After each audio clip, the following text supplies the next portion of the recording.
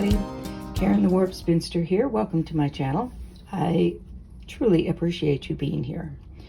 The last couple of weeks we've been working on this black and white with a touch of turquoise. Maybe that's what I'll call it, a touch of turquoise. I was thinking about deco noir after doing this deco inspired piece last week, but I'm kind of liking touch of turquoise. Anyway, the consensus seems to be that this turquoise strip should be narrow rather than wider.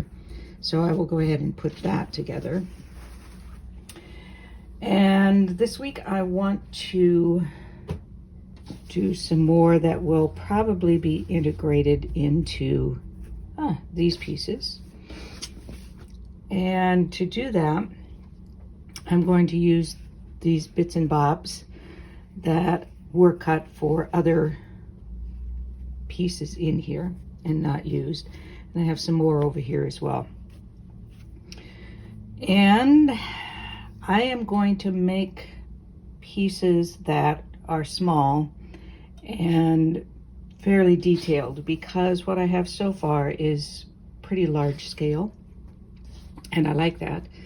But in quilts, especially quilts like this, I like to have little bits that are, when someone comes closer to the quilt, they see more detail. And it also kind of helps to break up these large spaces. Nothing wrong with large spaces, and it would be fine as it is, but for this, my particular wish is for it to have some more details in there. And I'll just be using black, white, gray with touches of turquoise.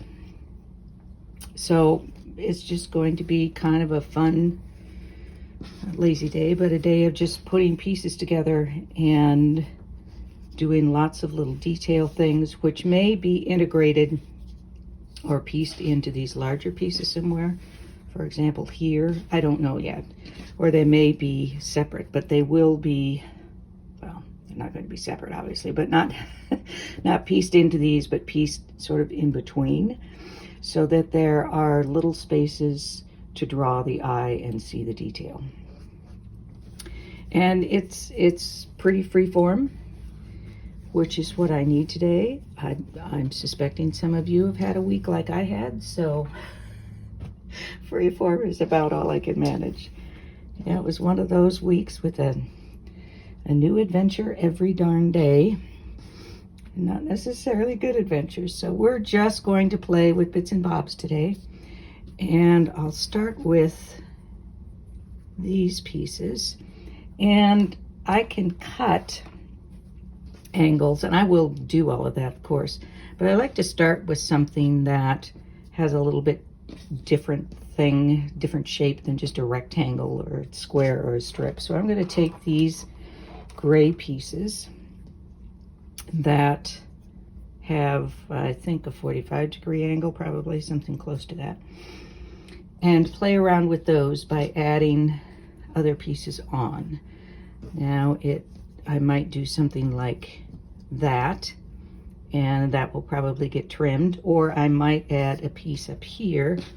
See, I have a piece of black that's wide enough, and add that on so that when I cut this, I've got that shape. Or I might leave that curve in to add something else in there. I might add a lighter gray somewhere else, or I might start splicing in very narrow pieces. Maybe there'll be a narrow piece of turquoise or a narrow piece of black. It's just playing with scraps. And lots of us like scrap quilts, but they tend to, well, other than crumb quilts, many times when we're doing scrap quilts, there's a specific pattern that we're working those scraps into.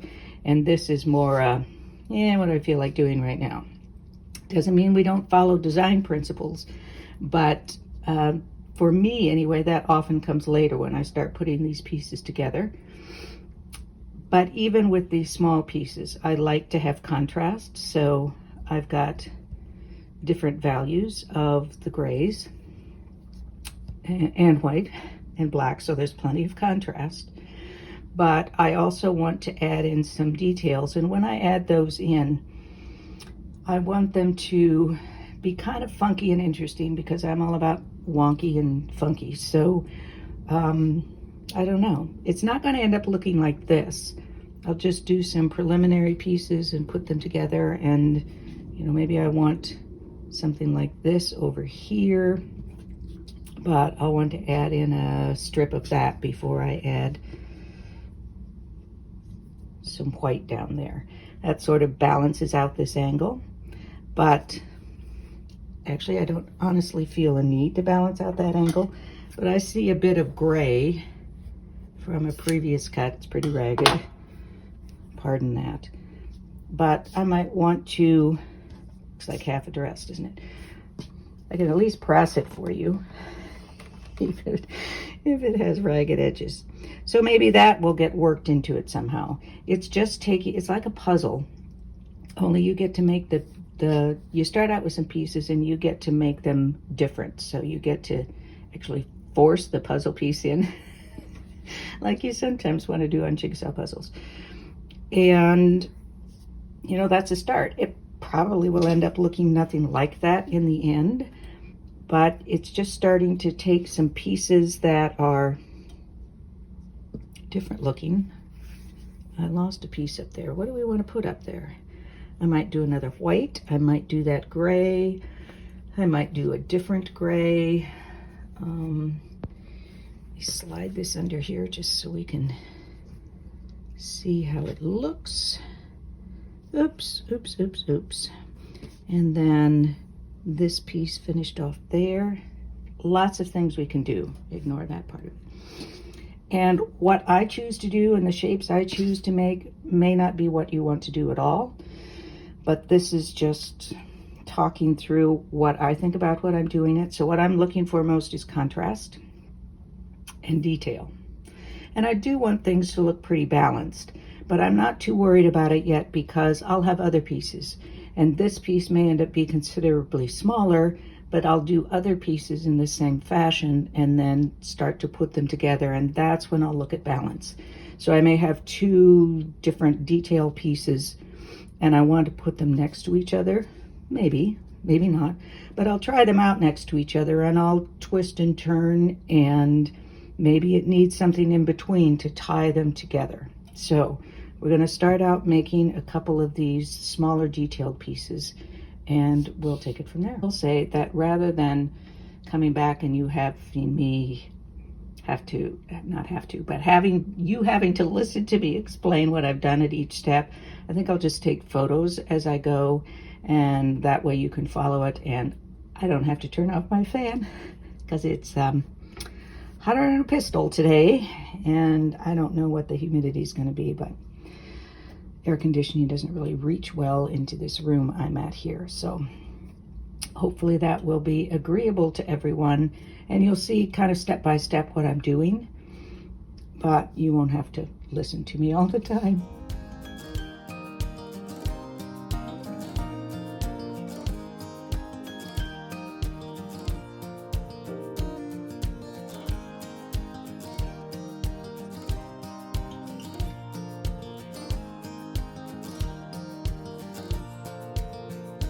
I wasn't going to do this, but here I am. I wanted to splice this piece in, but I wanted to add a little something, so I wanted to splice in some black on these pieces. I wasn't worried about them being equal width, although I could have done that. I wasn't worried about lining these edges up exactly, although I could have done that. These are such small pieces that I just went where I guess my laziness took me today, and it turned into a curve. And this is an example of the quilt telling you what it wants. In this case, it maybe is my subconscious, maybe is the quilt, I don't know, but it's taking me in a different direction. And that's one of the things about improv, is that you end up going somewhere you hadn't planned to go. If you do where you had planned to go, then it's not so improv-y. All right, so what I'm going to do is make this a curve, and I am watching my fingers. I could do it with the scissors as well, which is probably what I'm going to end up doing. And then, because I can't fit this curve into here, because I won't have enough room to do a seam there, I am going to add in something else. Now I could take that out and make that turquoise whiter, but I do want just that little touch of turquoise. So I'm going to think about putting something in here. It might be a strip of black so that this sort of bleeds into, it's a terrible term, I wish we could think of something other than bleeding into that. And then this is going to be narrower because I'll have a seam in there. So it'll be just that touch of something, and then this curve here. And if I want this to be a straight piece here, then I would have to move this up quite a bit, and then this top part will get chopped off. Don't know if I want to do that. So if I bring it down here, I can add something down here if I want to, or make the cut that way, and then something else up here. Maybe that's going to end up being a curve as well. And of course I still have this piece to do, which I probably should do before I could do it before or after I add this piece. So this curve could continue all the way down here, or I think that's what I'm going to do. Or it could just be a blunt cut down here with whatever over here. So this is just basically how I'm doing this. I need a shape here. Do I want to add something else in here? And maybe one of these would have been a turquoise piece. Or maybe it would have been one of the grays. Maybe these would have been graduated values of these grays. So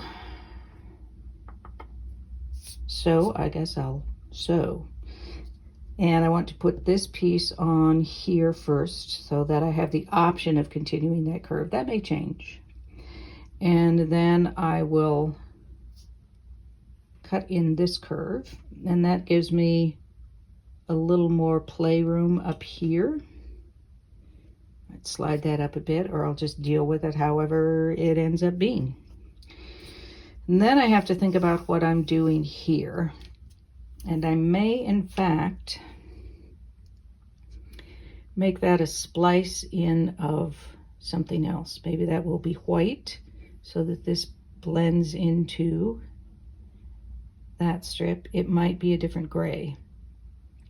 Maybe it wants to be this lighter gray, or I have an even lighter gray. Because it would be nice to get in some more depth to it, where I go from a dark to a medium to a light, to do a little more depth. That is my process. I hope it made at least a little bit of sense, or you can pull something out for your own process, which may not be the same as mine. The point is that you really are doing this improvisationally. Something happens and you deal with it and make it a part of the piece, and then something else happens that wasn't exactly what you had planned, and you work with it from there. And will every piece be something that you really like? Maybe, maybe not. But as you get it into the whole of the quilt, you may find that you like it. Have I used every bit and bob thing that I have made for improv quilts? No, but I do save them because I might use them in a different quilt. I've done that a couple of times and been pretty happy with it, actually. I'm going to proceed with this. I'll take a few photos, but I think you kind of get the gist of what I'm doing, and you can just fast forward through all the photos if you don't really want to see them all.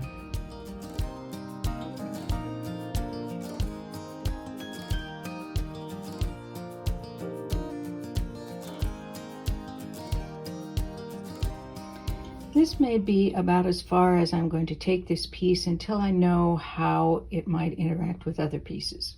I could keep going, do a strip down here, splice in a strip of something, and then add things over here, but I want to leave it open because I may make another piece that fits it exactly. And I left this long white tail on here because that gives me more options. It may well get lopped off, but this gives me more options for how I set this next piece into this. Maybe it will be on one of the main pieces that I've already done, or maybe it will be another piece coming in here. It may well just be a solid piece of curve going in there. It's possible.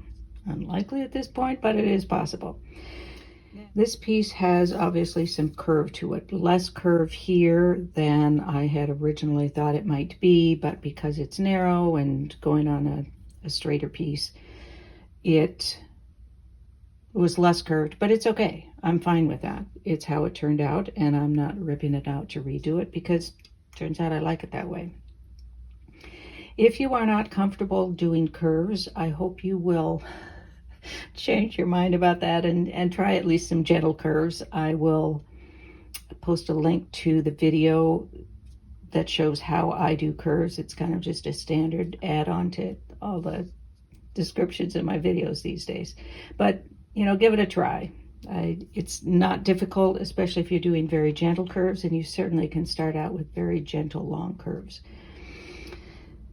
However, if you just really don't want to do curves and this is enough for you to be working out without trying to figure out how to do curves, then absolutely you can do everything with straight lines. These could have been perfectly straight, and these aren't actually curved lines. They are straight splices in there, just different widths and varying widths. So this was wider on one side than the other, and that's another way you can get some contrast and interest in there, is to change the width of these splices that you put in here. So you absolutely could do it with straight lines, and this could be straight. And there's something appealing about geometric lines, so don't be afraid of doing straight lines just because I like to do curves. All right, I have to say that I did give some thought to maybe putting some little tiny circles coming down here. Are you surprised? Not at all. And that may depend on what goes over here. It may overlap, and that's another way I can start to tie these sections together, is to have circles or something that overlaps them. That would make it look more like it's one piece coming together. So that's one piece. Now I'm going to do something with this dress shape that I really like. And again, if you don't want to do curves, you can be doing all straight lines.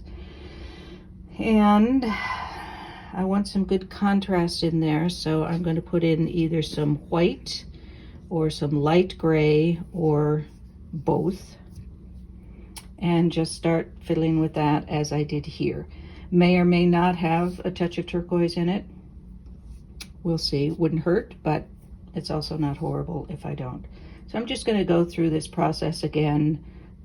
Nothing very different from what I did here. Just start putting pieces together and cutting them and see where it takes me. And don't be afraid to follow where it takes you. If you're used to doing a lot of patterns, you probably do that really well, and that is a real skill in itself.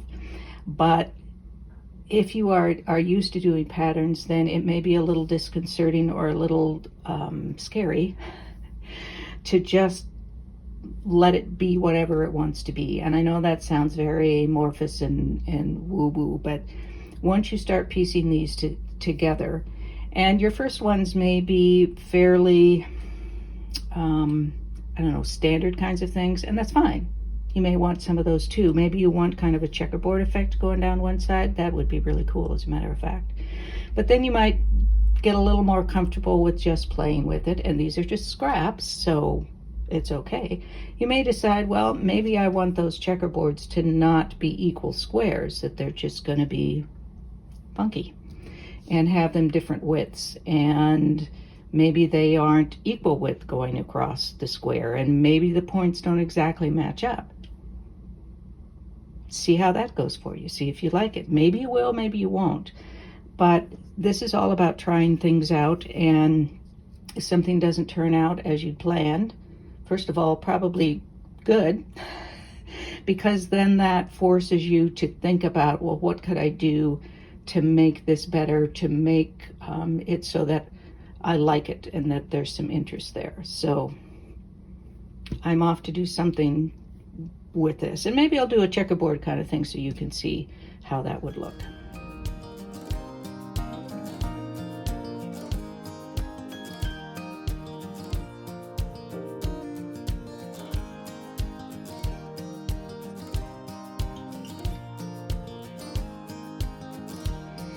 And here we have a finished section or piece, whatever you want to call it, and it needs trimming, it is true, but again, I'm waiting to do that until I know where it's going, so I know how to trim it. Do I want to trim a curve? Do I want to do it straight? Whatever. Then I also want to look at whether this might fit in with this piece. It might not. So, I say so a lot, sorry. I could put it, say, here, but then it kind of overwhelms this bit, and I really like that bit. So your eye goes toward this and not that. And I do want to highlight this in some fashion. So if it had been a smaller piece, say just this much, then maybe that would have been all right. And I could take it apart and do that. Or maybe over here with a little bit of curve on it. I don't like it there. What if I did this? And that becomes the curve here. Actually, that's more interesting than having it straight on the side. I don't think I like it yet anyway, but that at least is a little more unexpected than just lining it up on a straight side. That's kind of interesting. I don't think that's what I want to do with it, but it is kind of interesting. So what if we take a piece like this, and I may want it to be more contrast with this, or I might not. And you'll notice I put a little touch of turquoise. So then that changes the game over here somewhat, because it separates it from this piece. So it becomes its own piece of eye candy, I guess is how I would explain it. And maybe that will end up there, minus that, of course. Or, so far, that's the one I like the most, but I'm not at all convinced that I want these two pieces tied together. So that's probably going somewhere else. I'm going to take this selvage off because it's bugging me. So it might be bugging you as well. And I don't know. It's possible. And would I want a different color in there? Perhaps. But this helps to sort of blend it so it's not so much in your face, so that when I insert it elsewhere in the quilt, maybe this is kind of a buffer zone or a place for the eye to rest on its way to wherever it is going to go. Now, what if we decide we want to try to tie this together with a cap? Let's try that. And of course, there would be something in there as well. Oops. That's kind of interesting. I'd have to think about what I want here, but it's actually kind of interesting.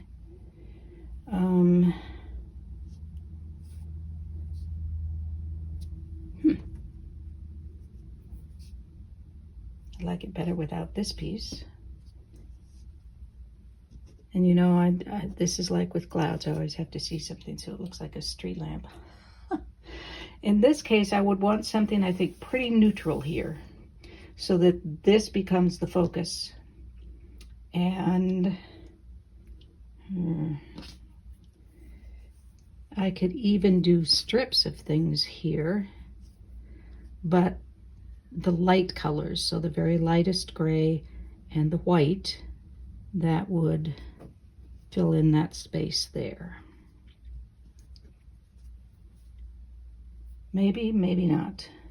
You know, this is looking to me, it's looking like the 60s and 70s diner. I had to take a time out for an ugly sneeze and cough session. And as I was coming back, I decided to put like the lightest gray down underneath so we could see how that looks. And let me know what you think. This is just looking like an archway to a marble mosaic floor or something. So that's a possibility. It's also possible to just have them completely separate, and at one point maybe they'll go together. What about with one of these pieces? You can see how that adds some interest and contrast to what we have made before.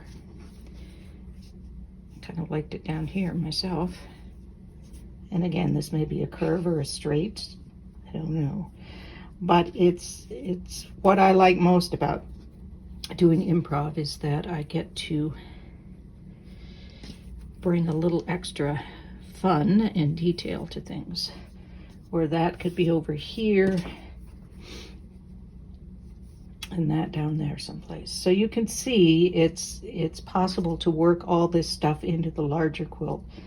And my pieces this size are likely to be integrated into the larger quilt rather than put together.